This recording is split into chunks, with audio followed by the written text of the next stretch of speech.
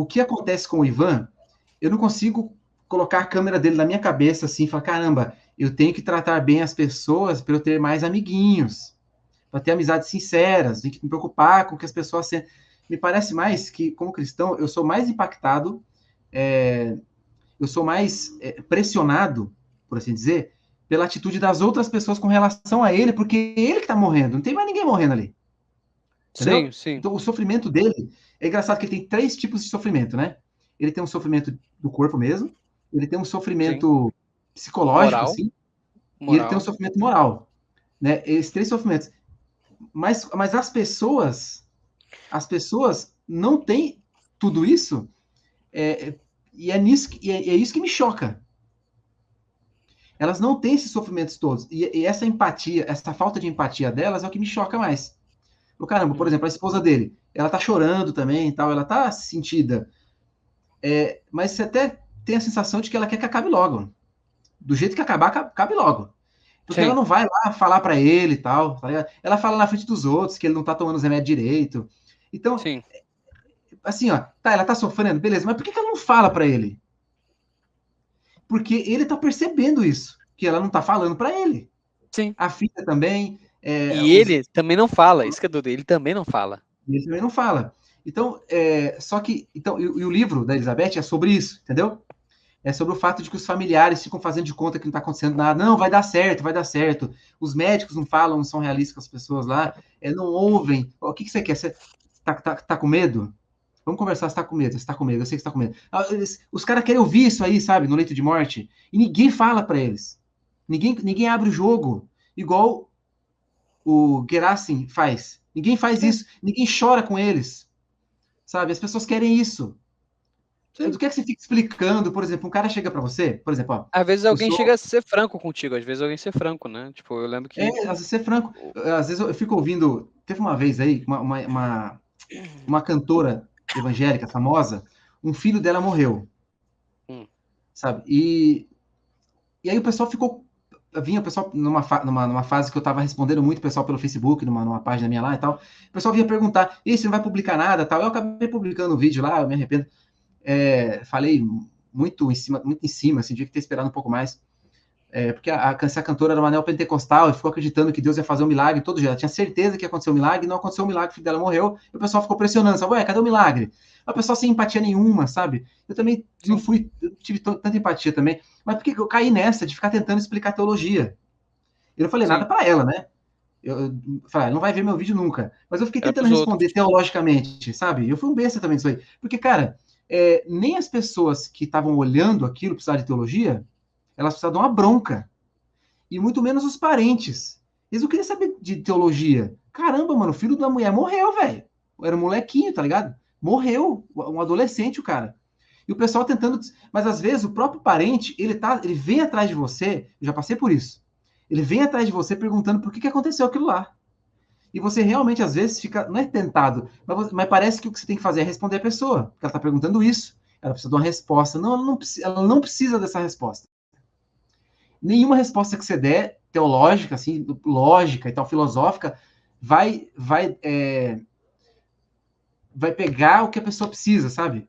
Ela tá atrás, é aquela coisa de construção de personagem. Tem aquilo que o cara tá atrás, mas tem aquilo que ele precisa. Ela tá indo atrás de uma coisa, mas você sabe que não é disso que ela precisa.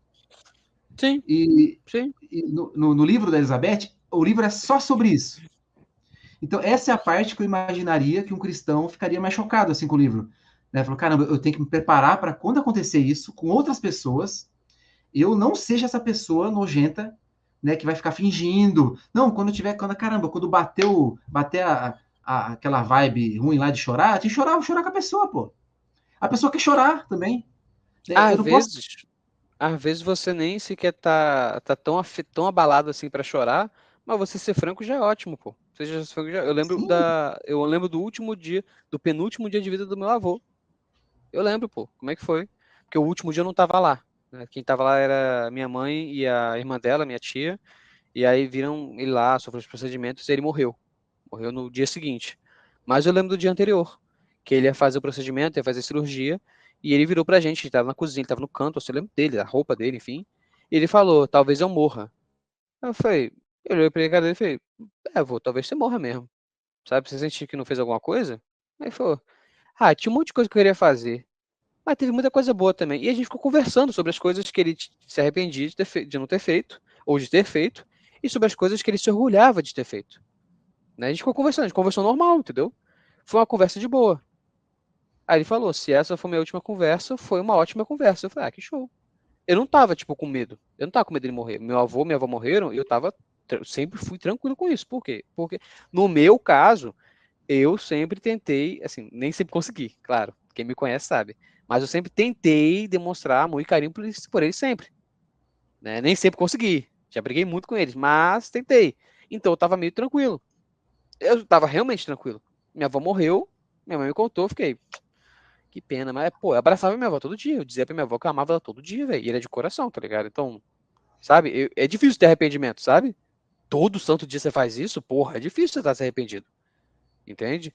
Então, assim, no caso de nenhum dos dois, meus dois avós, com as pessoas que me criaram mesmo, com quem eu mais tive contato, assim, que foram mais pai e mãe meus, né, antes dos 15 anos, até os 15 anos foram mais pai e mãe foram eles, né, do que minha mãe e meu padrasto, e não teve choro, não teve lágrima, não teve essa compartilhamento de angústia, enfim, mas teve franquidade, teve franqueza. E para eles foi ótimo. A minha avó morreu antes do meu avô, né? Eu tava aqui na França já fazia 2 anos que eu tava aqui. Tava com 17 anos. Não, perdão, eu tava aqui em 2016. Acho que foi em agosto de 2016, eu tava com 16 anos. Já tava 1 ano na França. E aí, a minha avó tava com câncer maligno. Ia morrer, não tinha como. Tava em tubos, tava entrando e saindo de coma, constantemente. Entrando, saindo de coma, entrava, saindo de coma, pegou infecção hospitalar, ia morrer. Minha mãe me botou no celular com ela, minha tia estava no Brasil ainda, botou o celular no ouvido da minha avó. E eu fui falar com ela. E eu contei coisas do dia a dia. Eu contei, tô aqui, a gente conversou na escola, papapá. Falei, soube que a senhora tá ruim e tal, tô com pena da senhora, enfim, fico triste por isso, mas espero que as coisas melhorem, né? Espero ter sido um bom neto para você, enfim. E o que minha tia conta é que ela sorriu, que ela ouviu isso e ela sorriu. E foi a única expressão que ela conseguiu fazer. Por quê? Não sei, a minha tia sentia tudo, né? Mas não sei o que aconteceu, mas ela disse que a minha avó, ouvindo isso, sorriu, né? Tava de olho fechado assim, sorriu e acho que alguns dias depois morreu, né? Não sei, acho que foi no mesmo dia, pô. Eu acho que foi um pouco depois daquilo ali que ela morreu, pô.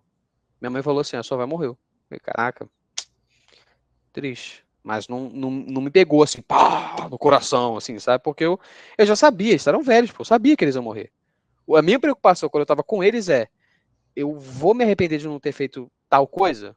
O que eu vou me arrepender? De não ter abraçado tanto, falar que amava, de não ter me divertido com eles, de não ter conversado com eles coisa profunda. E eu fiz tudo isso, pô.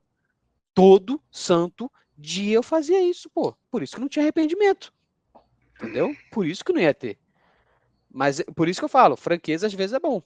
No caso deles dois foi ótimo. Assim, o meu avô falou, se essa foi a minha última conversa, foi uma ótima última conversa. Foi excelente, ele estava satisfeito, pô. Tava Então, ô satisfeito Panda, para encarar a morte, porque se ele tava esse, angustiado. se esse for o efeito de a morte do Ivan Illich para algumas pessoas, ótimo, tá Sim, ligado? Começar a pensar na sim. vida assim e tal. Tá bem.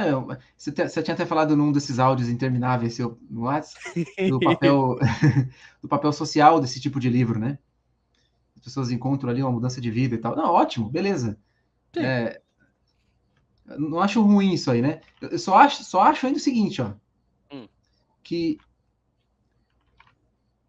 se você realmente, você não foi o caso, né? Mas se a pessoa ela precisa ler o livro para pensar nisso, É porque sabe, para já tá começar a ruim. pensar nessas coisas Já mais tá ruim. óbvias, assim, tá muito ruim, Tá, cara. Tá tá muito ruim, muito meu. ruim. Tá Isso é muito ruim. impressionante, cara. É porque tá muito ruim. É porque realmente E parece ser uma tá ruim parada pra caramba. geral, assim, porque todo mundo que lê o Sim. livro fala a mesma coisa. Não, mudou minha vida. Comecei a respeitar o meu avô. Caramba, cara. Não, o pior Caraca. não é isso, cara. O pior não é isso, velho. Tem vídeo que não é assim, não. Tem vídeo que é pior. Não, vou viver a vida. Como é que é? Tô desperdiçando a minha vida fazendo. trabalhando, um trabalho que eu não gosto, não sei o que lá. Eu vi uma pessoa falando isso, cara. O Ivan Illich adorava o trabalho dele. Ele adorava o trabalho Ai, dele, cara. porra. Assim, o Ivan Illich, ele adorava o trabalho dele. Ele só não acreditava, ele só não sabia, não tinha certeza, porque o problema do Ivan Illich dele é a dúvida. Não é se ele fez o certo ou errado, é que ele não sabia, entendeu? Ele não sabia, ele sabia que para os outros era certo, não sabia se para ele era certo. Por isso que ele podia se orgulhar, né? E aí ele fala, tipo, o Ivan Illich, ele gostava do trabalho, adorava o trabalho dele. Só que ele não sabia se o trabalho dele era o que ele faria na perspectiva da morte. Entendeu? Então não é tipo, você tem que trocar o teu trabalho. Para de trabalhar, vai fazer outra coisa. Não, amigo, é o seguinte: o teu trabalho, digamos que você morreu, sabe, você trabalhou, fez o dia inteiro, você trabalhou com, não sei, com um trabalho X, né? E digamos que você morreu, tá? Bateu meia-noite, seu coração parou. Você tem 2 minutos de vida. Esses 2 minutos serão somente uma angústia diante da morte ou serão uma angústia misturada de ainda bem que eu fiz isso, né? Ainda bem que eu vivi assim. O que vai ser das duas coisas? E Entendeu? eu tenho a sensação ainda que o livro, se você ler só o livro, né? Só esquece o Tolstói, o que ele consegue te entregar ali, fora a mudança de vida e tal, é enfrentar a morte. Porque Sim. se é verdade para tanta gente que a morte é uma parada que não foi refletida ainda e tal, Que tristeza. que é assim, é muito esquisito. Mas realmente o livro consegue fazer isso. Cara, é muito legal, é a parte mais legal do livro, o finalzinho, quando ele aceita a morte e ele tem essa libertação do sofrimento, ele está sofrendo ainda.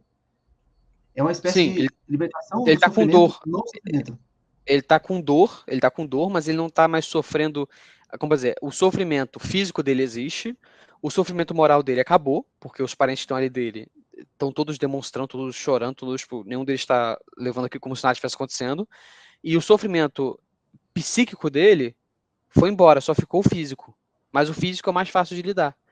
E não é que ele aceitou a morte, é que a morte não pareceu o fim para ele, que ele vê luz, né? Ele vê luz, então ele vê, tipo assim, ele viveu a vida buscando conforto e segurança. E a morte para ele seria a perda total do conforto e segurança. Só que quando ele vê a luz, por qualquer motivo que seja, ele vê aquela luz na frente dele e fala, que alegria, é porque ele está esperando conforto e segurança. Ele fala, do outro lado também tem conforto e segurança. Só que esse, outro lado, esse conforto e segurança que tem do outro lado é para sempre. Seja numa visão imanentista, né, de que você vai morrer e vai ser aniquilado e acabou, seria a minha, pronto, acabou. Então, conforto e acabou, não tem mais dor, não tem alegria, mas também não tem dor, não tem nada disso. Seja numa visão cristã, que é de você vai para o paraíso. Né, de você vai para o paraíso, você vai ser salvo, se você tá, porque ele tá buscando, ele passou a extrema-unção, porra. Pô, no capítulo anterior ele chamou o padre e fez a extrema-unção ali, ele tava buscando Cristo mesmo, ele tava tentando. Então, de acordo com Tolstói, ele estava buscando a reconexão, estava no religare, no caminho do religare. Então ele seria salvo, né? E sendo salvo né, enfim, porra, paraíso para todo sempre, né? E você vê que clicou, maravilha, não é que nem que ele aceitou a morte, é que a morte foi vencida, né? O medo da morte foi embora, porque ele viu que do outro lado, o que esperava dele não era a aniquilação, não era esse medo, não era a morte mesmo, era a vida. Ele só não sabia. Entendeu? É a surpresa. Né? É como se eu tivesse mandado pro Lucas, não sei, é como se ele encontrasse na casa dele uma uma bomba relógio, saca? Que tá cheio de fios pra tudo quanto é canto. Ele não consegue se livrar daquilo. Ele não consegue entrar no quarto da filha dele. A Sarinha tá no quarto dormindo e tem uma bomba relógio ali, entendeu? E quando a bomba estoura, sai um presente. E um barulhinho. A Sarinha acorda e vai falar: Papai, o que aconteceu? Eu falo: eu trouxe esse presente pra você. Entendeu? Vem um presente legal, do que ele esperava que seria ter. Achou que a vida dele ia acabar tudo e ver uma coisa bonita. Entendeu? Então, não é, ele até o fim ele não quer morrer. Os últimos 3 dias ele fica se debatendo, fica debatendo, né? A gente até pode conectar um pouquinho isso da Bíblia, né? Depois de 3 dias renasceu, né? O Cristo renasceu. Ele ali, aos 3 dias últimos em que ele morreu, né? Você não tem mais o Ivan Illich anterior, que só resmungava um pouquinho ali, que falava, vocês já vão se livrar de mim. Não, ele tá realmente desesperado. O Ivan Illich que a gente conhecia no último capítulo ali, nos 3 últimos dias de vida, Acabou esse Silver não tem. O que tem é uma criança desesperada que não quer morrer, birrando. Ah, não quero morrer, eu não mereço. Chega até a ser um pouco cômico, né? Mas ele tá, não. E depois desses 3 dias, o que acontece? Ele, na hora de morrer, percebe que do outro lado tem vida. Ele tá renascendo. Né?